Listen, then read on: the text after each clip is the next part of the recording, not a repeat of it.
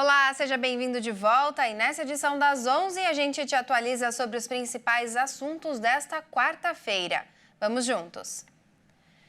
O preço dos imóveis residenciais subiu em outubro e superou a inflação acumulada em 12 meses. Os imóveis menores tiveram maior aumento no mês. O preço médio de venda dos imóveis residenciais no Brasil subiu 0,54% no mês de outubro. O índice FIPE-ZAP+ acompanha a valorização da casa própria em 50 cidades brasileiras.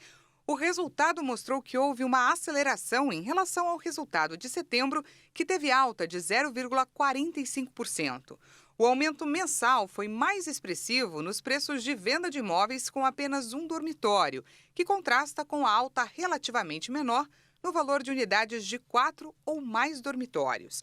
Já o preço do aluguel residencial subiu menos em setembro, mas acumula alta de 16% em 12 meses. Com a variação, o indicador revela que a alta de preço da casa própria se mantém bem acima da inflação.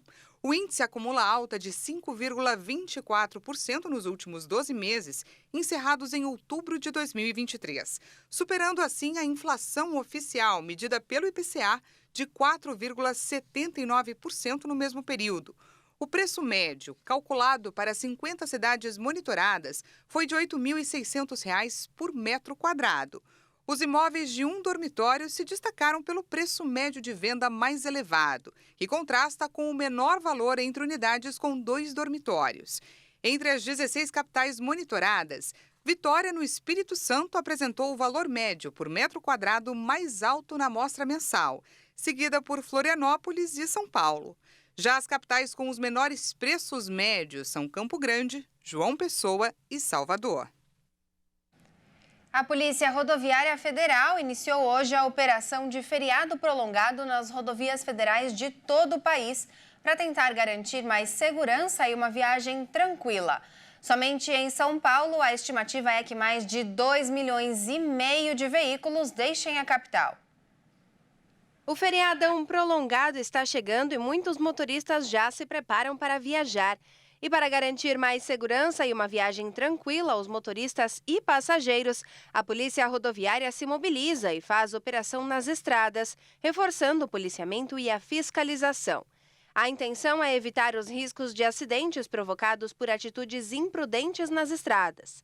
Os motoristas devem respeitar a sinalização, a velocidade máxima estabelecida para a via e, em relação às ultrapassagens, realizar a manobra somente em locais permitidos.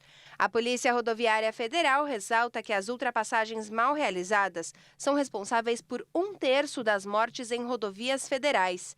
Somente em São Paulo, nesse feriado prolongado, a previsão é que mais de 2,5 milhões de veículos sigam em direção ao litoral e ao interior paulista pelas principais rodovias. As concessionárias que fazem parte do Programa de Concessões Rodoviárias do Estado de São Paulo, sob a regulação Agência de Transporte do Estado de São Paulo, vão reforçar as suas equipes operacionais e a vigilância com equipamentos nas rodovias. Além disso, as rodovias concedidas do Estado têm uma rede de mais de 220 ambulâncias, mais de 280 guinchos e mais de 200 postos e bases para atendimento aos usuários nas rodovias. E para facilitar o trânsito em São Paulo, a CET informou que o rodízio municipal de veículos fica suspenso neste feriado e na sexta-feira. E nesse 26º dia de confrontos entre Israel e Hamas, militares israelenses afirmaram que mataram um alto comandante do Hamas, que teria sido um dos mandantes do ataque de 7 de outubro. Há relatos de que 7 reféns morreram em um bombardeio a um campo de refugiados na cidade de Jabalia, que fica ao norte da faixa de Gaza. Trazendo a guerra em números, desde o início dos confrontos, cerca de 10.000 pessoas já morreram. 8.500 palestinos e 1.400 israelenses.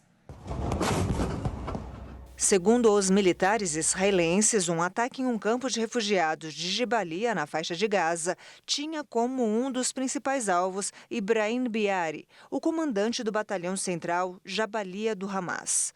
As forças de defesa de Israel afirmaram que Biari foi um dos líderes responsáveis por enviar agentes terroristas Nukba a Israel para assassinatos e terror no dia 7 de outubro. Outros terroristas do Hamas foram atingidos no ataque.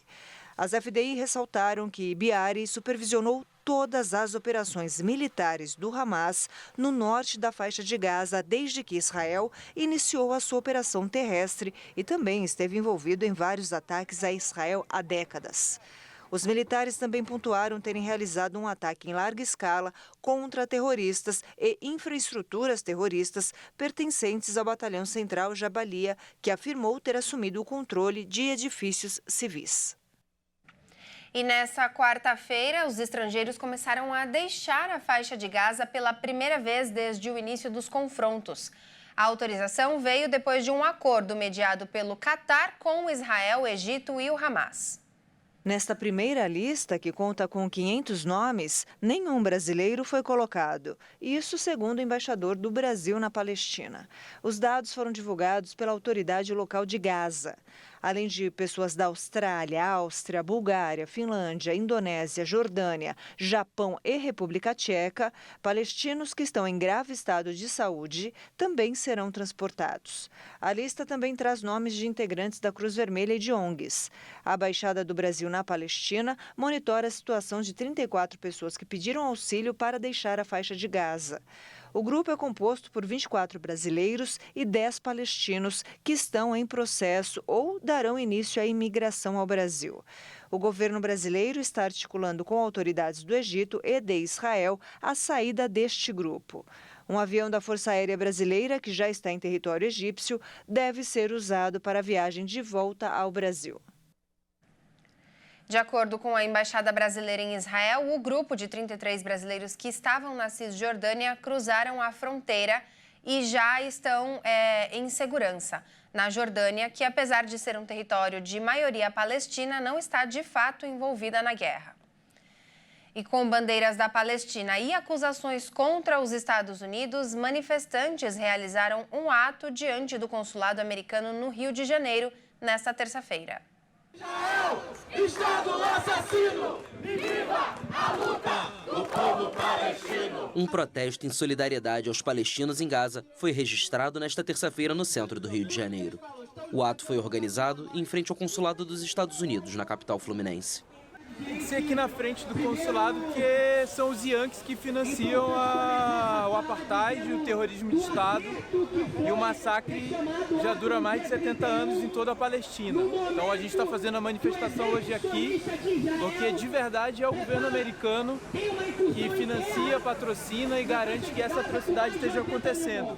Estados Unidos, que financia essa guerra, eles são os grandes financiadores disso e a gente está aqui para dizer que somos contra esse genocídio, contra esse massacre que está acontecendo em Gaza e também na Cisjordânia, O protesto aconteceu no momento em que o exército de Israel afirmou travar duros combates terrestres contra o Hamas na faixa de Gaza.